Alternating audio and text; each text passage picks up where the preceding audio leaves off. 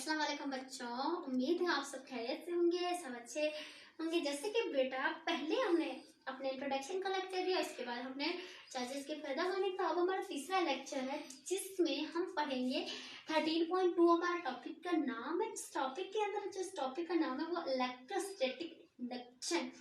बेटा मैंने हमेशा से जब मैंने अपने जो लेक्चर से स्टार्ट किया तो मैंने शुरू में यही कहा है कि किसी भी टॉपिक को पढ़ने से पहले हमें इस टॉपिक की मीनिंग आना जरूरी होती है। जैसे कि सबसे पहले हमें यहाँ पे हमारा जो टॉपिक का नाम है इलेक्ट्रोस्टैटिक इंडक्शन। अब बेटा आपको मैंने शुरू में बताया था कि इलेक्ट्रोस्टैटिक किसी की बेटी आपको ये चीज याद होनी चाहिए कि इलेक्ट्रोस्टैटिक का मीनिंग क्या है।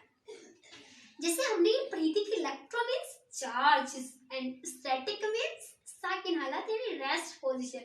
उसके बाद इंडक्शन। अब हमारे इंडक्शन की मीनिंग क्या है? प्रोड्यूस कराना यानी पैदा कराना। जैसे कि मैं अपनी मीनिंग रिटन कर देती हूँ। हमारी से मीनिंग है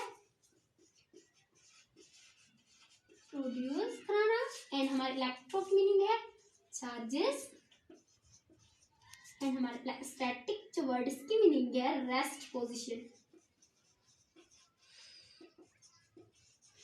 जैसे कि बेटा अब आपको मीनिंग तो पूरी क्लियर हो गई कि electro means charges, static means rest position and induction means produce करना। अब बेटे टॉपिक की मीनिंग आ गई, बिल्कुल क्लियर है आपको यहाँ तक। अब हम ये टॉपिक पढ़ते हैं कि टॉपिक है क्या। इस टॉपिक की अगर प्रॉपर मीनिंग निकालें कि चार्जेस को पैदा कराने कि वो रेस्ट पोजीशन वक्त तक उनको कैसे पैदा कराना यानी प्रोड्यूस कैसे कराना है।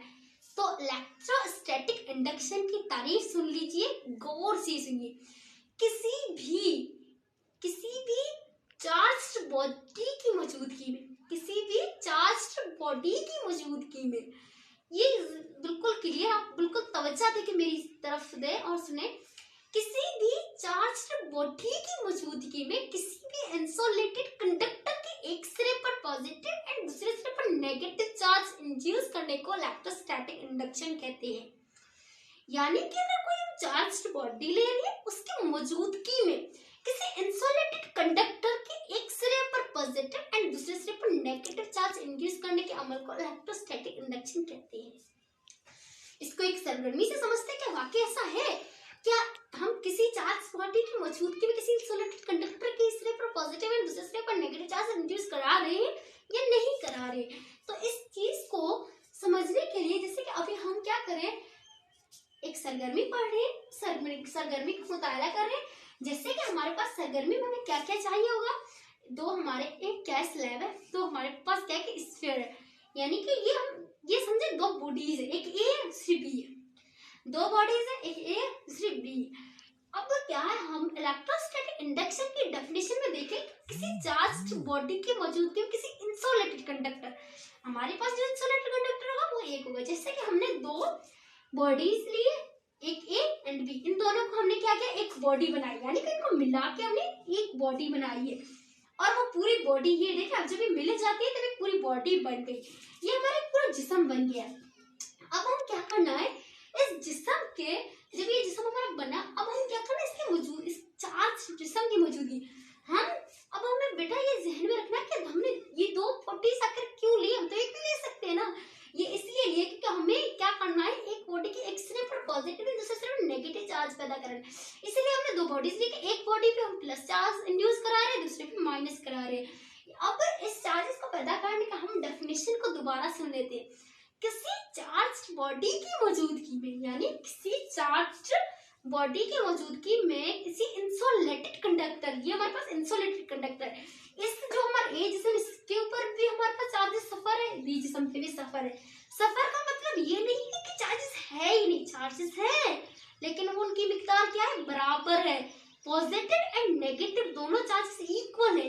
बेटे अगर आपसे कोई भी क्वेश्चन पूछे कि हाँ क्या इस जिस्म पे चार्ज है, तो हाँ बेशक आप कह सकते हैं कि ये चार्ज सफर है, लेकिन अगर आप बड़े हो गए 10th क्लास में आ गए तो आपके लिए सही लगता है कि आप ये बोलें कि इसके ऊपर चार्जेस हैं लेकिन वो इक्वल है, यानी प्लस एंड जो नेगेटिव पॉजिटिव दोनों बराबर चार्जेस है।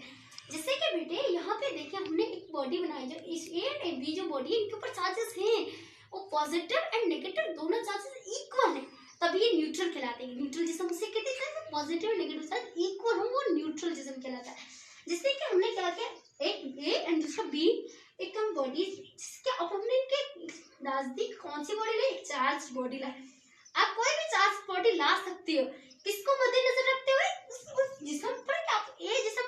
पॉजिटिव चार्ज पैदा करा रहे हैं, बी पर कौन सी करा रहे हैं। जैसे कि मुझे बी जो जिसम है उसके ऊपर माइनस नेगेटिव चार्ज पैदा कराना है, तो मैं उसके करीब कौन सी बॉडी लेके आऊंगी, पॉजिटिव बॉडी लेके आऊंगी। बेटा ये हमेशा याद रखना कि अगर हम किसी भी जिसम के अंदर पॉजिटिव चार्ज पैदा करा रही है तो हमें उसके अपोजिट यानी इसके मुखालिफ बॉडी लेके आनी है। यानी अगर हम इसके पॉजिटिव चार्ज पैदा करा रहे हैं तो हम नेगेटिव मुखालिफ बॉडी लेके आएंगे। अगर हम नेगेटिव चार्ज हमें पैदा कराना है तो हम पॉजिटिव इसकी मुखालिफ चार्ज लेके आएंगे।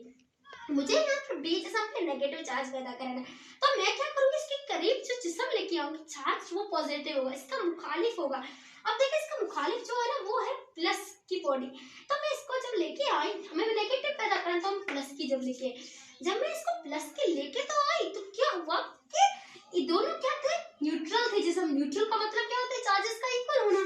तो क्या हुआ कि इसके ऊपर जो पॉजिटिव नेगेटिव चार्ज इक्वल थे, क्या जब जिसम चार्ज बॉडीज के करीब आई तो क्या हुआ, जो हमने ये पढ़ा है कि पॉजिटिव और नेगेटिव हमेशा कशिश करते, पिछले लेक्चर में ये पढ़ा है कि एक जैसी चार्जेस दफा करके मुख्तलिफ चार्जेस हमेशा एक दूसरे को कशिश करती है।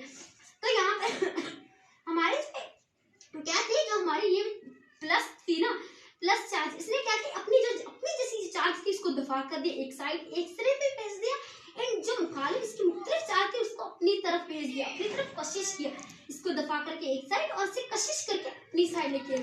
तो जब अपनी साइड लेके आई ना तो क्या हुआ कि सारे माइनस चार्ज भी हमारी, जिससे कि अब हमने क्या किया, जब हम चार्ज बॉडी लेके आए ना तो क्या हुआ, इसके जो माइनस चार्ज अलहदा हो गई, प्लस चार्ज अलहदा हो गए।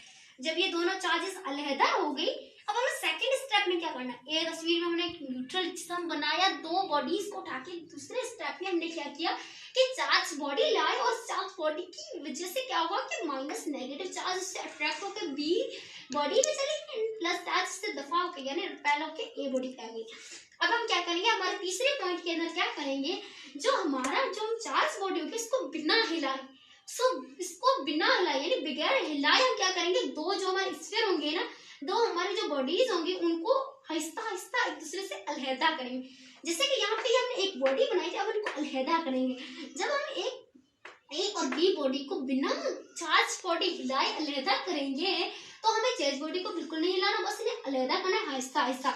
जब हम चार्ज बॉडी को अलहदा कर लेंगे, बाद में हम क्या करेंगे, इन दोनों को बॉडी जब हम अलहदा किए तो हमारे जो चार्ज बॉडी उसे नहीं लाना चाहिए, जो फोर्थ स्टेप होगा उसके अंदर आपको चार्ज बॉडी हटा देनी, क्योंकि हमने क्या किया, दो बॉडीज को अलहदा कर लिया है और चार्ज बॉडी अभी तक है। जब हम चौथे पॉइंट में आएंगे तो हम अपनी क्या करेंगे, चार्ज बॉडी को भी अलहदा कर लेंगे। जब चार्ज बॉडी अलहदा हो जाएगी तो क्या होगा कि हमारे एक जिस्म पर पॉजिटिव और दूसरे जिस्म पर नेगेटिव चार्ज आ जाएगा। और हमने क्या पढ़ा था इलेक्ट्रोस्टैटिक इंडक्शन की डेफिनेशन में कि किसी इंसुलेटेड कंडक्टर के एक सिरे पर नेगेटिव और पॉजिटिव चार्ज पैदा कराने के अमल को इलेक्ट्रोस्टैटिक इंडक्शन कहते हैं, with the help of charge body, यानी कि चार्ज बॉडी की मौजूदगी में। ओके बेटा, अगर आपका कोई भी क्वेश्चन हो तो प्लीज आप पूछिएगा मुझसे। थैंक यू, ख्याल रखिएगा अपना, अल्लाह हाफिज़।